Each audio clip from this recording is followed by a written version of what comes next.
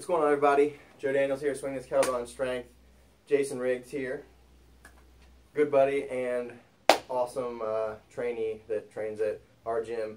Jason is now on Team USA and is traveling to Dublin next week. Yes. Really soon. You can tell he's shaking with nerves. Now he's awesome. He's like pretty much like a rock. Dude comes in here and trains, you know, puts his mind to stuff. So we're going to tell you a little bit about how his kettlebell training started, and you know, how from where it started to where it is right now, and I'm sure you'll enjoy it. So, what was the first thing that you heard or saw about kettlebells? I'd have to say the same thing everyone, you know, hears about it. Like, it's a cardio tool. It's a cardio tool, and that's what, you know, people use it for, which is great for that. But it's so much more than just that. I mean, it's it's limitless. That's what I love it so much. So the first time we trained, we were still doing like bodybuilding type stuff. And that was probably 6 years ago or something like that. I guess we started way back. Yeah. I met you right before Swing 1 started. 2009 or something. Yeah.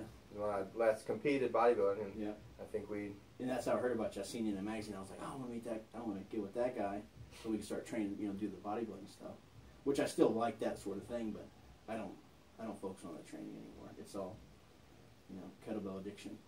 Kettlebell addiction. So it is, to me, like when the first time I picked up a kettlebell, I was the same thing, bodybuilding training and doing competitions, stuff like that. But then I picked it, I'm like, oh, this is so mentally challenging. Like, why can't I?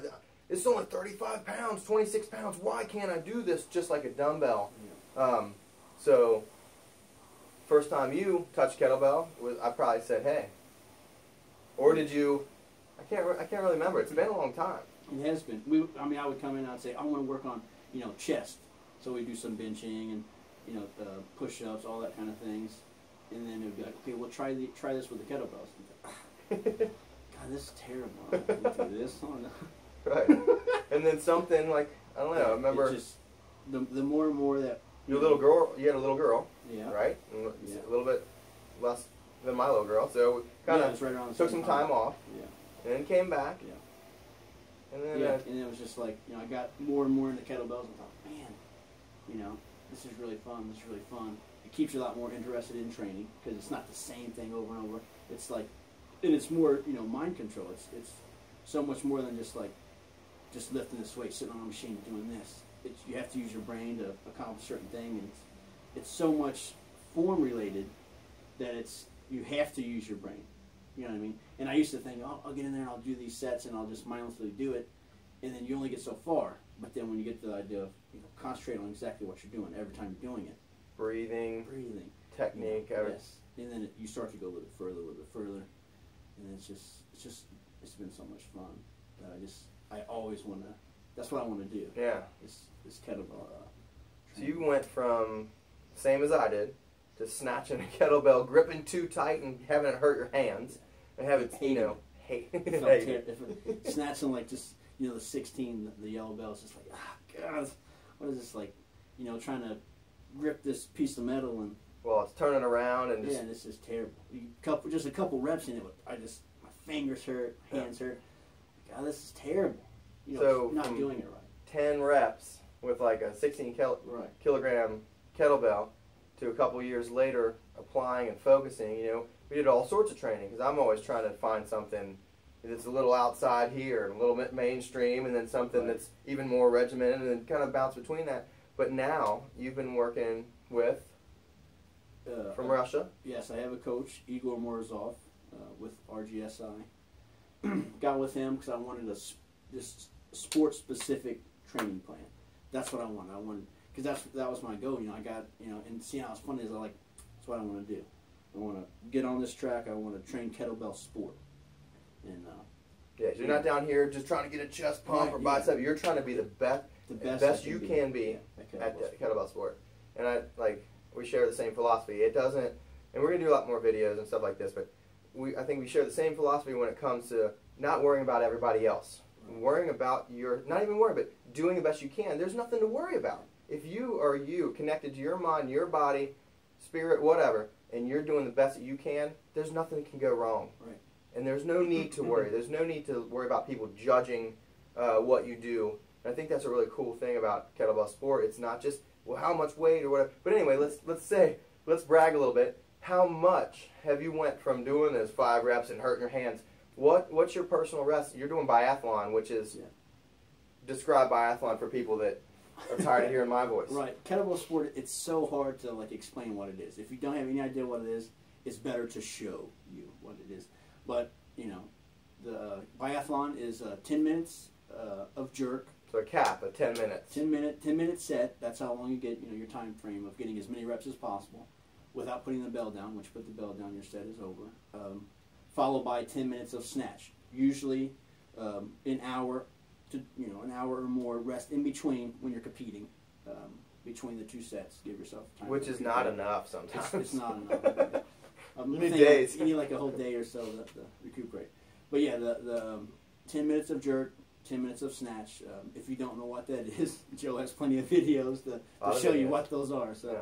But what's your personal best? Personal best when before I started training with the program with Coach Morozov, right around like 30 or so jerks, you know, 30, 32, something like that would probably be my best. And I've been training with him since March. So how long is it? About 9 months, I guess it's been 9 months. I've gotten from the 30 to 101 right now is my best. I believe, you know, I could probably get a little bit more. It's always increasing. It's always, because when you have a program that you trust, it's going to be increasing. If you apply yourself, take care of yourself, eat right. It shouldn't be killing you. It's a, you know, it's a gradual increase. Coach works with student or client, whatever, and it's a, you know, if adaptations need to happen. It can't be like, oh, you didn't do this, well, too bad, keep trying. You know what I mean? It's like adaptations can happen. How much always fixing the small things. It's always something small that is, when it's fixed, it's going to add to it, and it's always something. You're always striving to do to be the best you can be. Adding something, taking away something that isn't working. So yeah, 101 jerks with 2 24-kilogram bells. 24-kilogram bells. You know, the full 10 minutes, which was a huge very hard to do. Which was a goal for myself, is to go that full time. It takes a lot of mental strength for sure. But then in the snatch, I'd say right, you know, before starting with him, right around 94 or so, maybe a couple more than that, but consistently right around 94. And then now, you know, months later, 201 snatches total has been my goal. That's my PR for the snatch. So, pause for a second. I'm going to check and see if it's still going. We'll edit it. Yes. Part 2. Okay. Yeah, so good. So, Dublin in another week. Super excited. Just a little less than a week. Super excited. I am. Excited, nervous, everything else rolled up into one. So yeah, but that's a part of competition, you know. Yeah. Some people, that's one of the hardest things to do, is to actually say, I'm going to display, not even to other people, but to yourself. I'm going to display the best that I can possibly do. A lot of people, that's a mental issue. And it's harder. It could be harder for them to display it to themselves than to others. That is my point. Exactly. When you put a lot of pressure on yourself to reach a goal and then you can't accomplish it, no one else really cares. You know, your coach may care, your friend may care, but who cares the most? It's you, because you're the one that set the goal, and that can be a lot harder than everyone else seeing you fail at that. Right, and a lot of, you can't let that. You know, we just watched that in one of the best fighters in MMA. You know, sometimes you're going to have, there's going to be issues. Sometimes there'll be letdowns. But can you bounce back from that? Right. Can you take that as a learning experience? I think the best thing you can do is do the best that you can do in the given situation. And the situation changes all the time. You know, if you wake up and I've had sicknesses before, days before I competed, and even bodybuilding and stuff like. But what can you do? You can only do the best you can. You can't blame. No excuses. We like to talk about blame and excuses a lot. No excuses. Yeah. If it doesn't go right, it doesn't go right. you pick up yourself and you work harder and say, that's behind me. Yeah, I'm moving forward. Yeah, move forward. Don't dwell on these bad, situations. Negativity just like everyone says, it feeds off of negativity. It's just gonna. Snowballs inside you too. Then you start doubting yourself. And then you become kind of angry and stuff. And then that's not, we training wise, we have a lot of fun. But when the sets, they're serious sets when you're stuff we do down here. But then we might, when we're done, have fun, goof off and stuff. But the people that really make it are the ones that are focused on themselves and bettering themselves, not doing just everything for everybody else, not worrying about what color socks someone wore, not worrying what video they posted on, who's training with, who you're training with, if your training partner's not there. Yeah, you can't carry someone else through their goals. You can work on yourself. If people want to join in with you, then the more the merrier. But you have to be worried about accomplishing what you want to accomplish. Because if you just give up when someone else gives up, and you had this potential to reach your goal, then that's two people that gave up. Two people that gave up. Don't let your training partners drag you down. Yeah, no. We talked about this morning. We have people that, I don't want to do this because this person isn't doing it. Well, do you want to do it? Right. Yeah, but I'm not going to because they don't want to do it. Okay, well, what if they never do? That means they've controlled your life. They've blocked you from pushing yourself or being happy or whatever. Mm-hmm.